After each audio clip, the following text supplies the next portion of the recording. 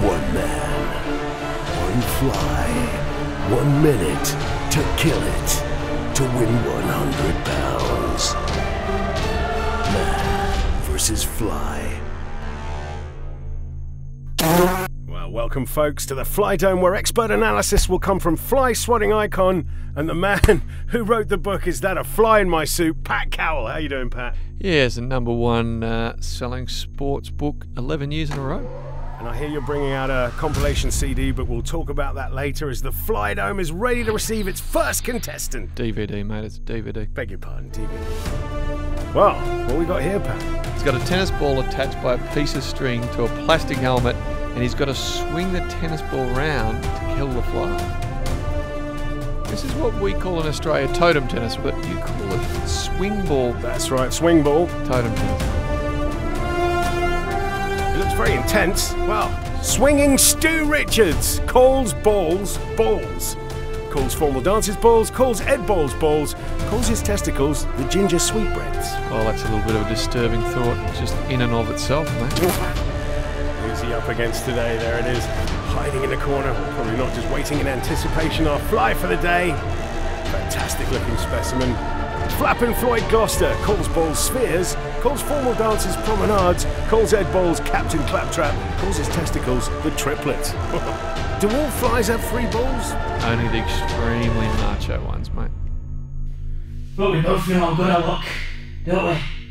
Think you've got wings, well I've got swing. He's got a bit of poetry there. Well, that's interesting. £100 for a man win. Freedom for the fly if it wins. What's the matter, fella? You scared? Flies out and he's off and running. Where are you, little shit? And you cannot touch the string or the ball during this bout. The fly's moving up the front screen. He's had a crack. Not bad, not bad. So the fly's just giving him a merry dance on the floor there. That's going to make it harder for him to swat on the floor, surely. This is difficult on the neck muscles. It needs specialised training for the neck muscles. It's a bit like moving a sofa, isn't it, Pat? He's making this more complicated than it actually is. It's nothing like moving a sofa, but he is making a fist of it. Triple twirl in a headbutt. He's nearly knocked himself out. He doesn't care about his body, he just wants to get that fly. I like this fella. It's quite mesmeric, isn't it, Pat? Oof. He's putting everything on the line there. The moonwalk technique there didn't provide any sort of accuracy for him. He's running out of time, and this could be another classic victory for the fly. And there it is, the final buzzer. The fly wins. Jeez, he looks confused that he's run out of time. Yeah, mate, you've only got a minute.